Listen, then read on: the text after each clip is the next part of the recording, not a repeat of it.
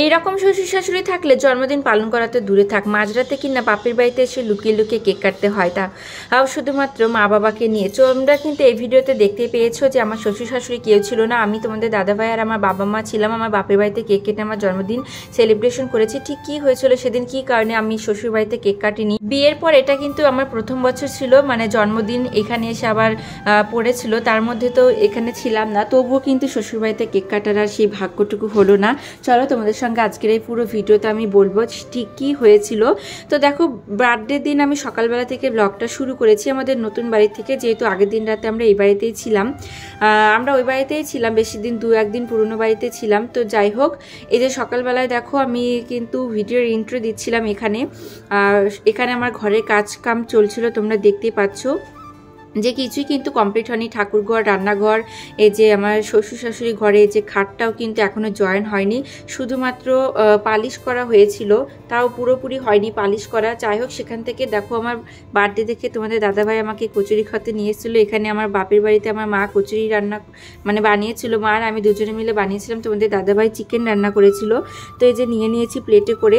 আমার শাশুড়ি মাও কিন্তু আমাকে এর আগের একদিন বানিয়ে খাইয়েছে কচুরি, আজকে আমি আমার বাপের বাড়িতে খেয়েছিলাম।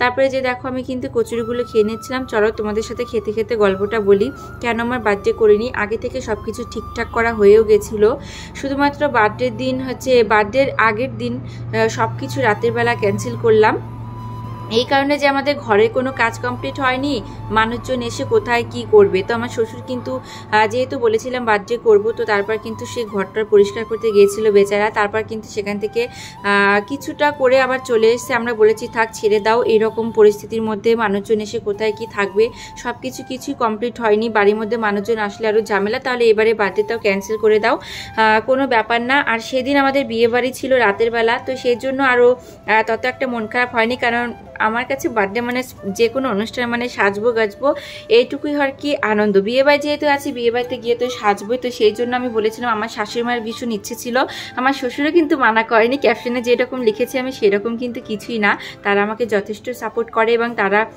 যথেষ্ট বলেছিল, বাট আমরাই পরে না করে দিলাম। তারপর যেহেতু কেকটা আগে আনা হয়ে গেছিলো, আমার শ্বশুরবাড়িতে ফ্রিজ ছিল না, গলে যেত কেকটা, আর 12টার সময় কাটবো, মানে 12টার আগে টাইমই আর হচ্ছিল না। বাপের বাড়িতে দেখো রেখে আমরা বিয়ে বাড়িতে গেছিলাম কেকটা ফ্রিজের মধ্যে, বিয়ে বাড়ি থেকে এসে রাত 12টার সময় যে এখানে এসে কেটেছিলাম। তারপর আমার মা দেখো কেক খাইয়ে দিচ্ছিল আর বলছিল তাড়াতাড়ি বাড়িতে যা, 12টার আগে গিয়ে বাড়িতে গিয়ে কাটগা। তো মা দেখো আমার জন্য গুড় দিয়ে পায়েস রান্না করেছিল, যেহেতু আমি বলেছিলাম যে গুড় দিয়ে রান্না করতে। আমার শাশুড়ি আমার জন্য চিনির পায়েস রান্না করেছিল, শাশুড়িও কিন্তু আমার জন্য সেদিন অনেক কিছু রান্না করেছিল, মাছ ছিল, ডিম ছিল, শুধু মাংসটা বাদে, যেহেতু বিয়ে বাড়িতে খাবো। এদিকে মাও রান্না করেছিল, মায়ের বাড়িতেও খেয়েছি, তো সব জায়গাতে খেয়েছি। তারপর খাওয়া দাওয়ার পর তো আমরা রাতের বেলা কেক টেক কেটে বাড়িতে চলে গেছি, শ্বশুর শাশুড়ি ঘুমিয়েই পড়েছিল।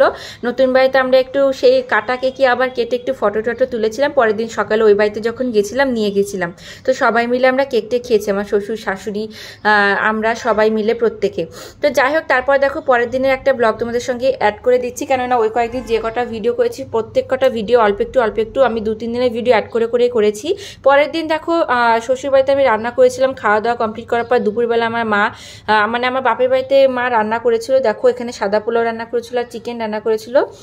তো এখানে আবার খাওয়া নিমন্ত্রণ ছিল দুপুরবেলাতে, মানে প্রায় দিনই এই বাড়ি ওই বাড়ি খেতে খেতে শুধু খাওয়াই ছিল আর কোনো কাজ ছিল না। এত খাওয়া যায় তোমরাই বলো, তোমরা তো প্রত্যেকটা ভিডিওতে দেখতেই পেয়েছো, একবেলা শ্বশুরবাড়ি তো আরেকবেলা তোমাদের দাদা ভাইয়ের শ্বশুরবাড়িতে।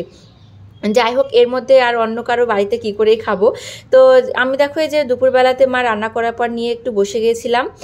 তো তোমাদের দাদাভাই বাড়িতে গেছিলো, বন্ধুদের সঙ্গে তাস খেলতে গেছিলো, ওর আসতে অনেকটা লেট হবে।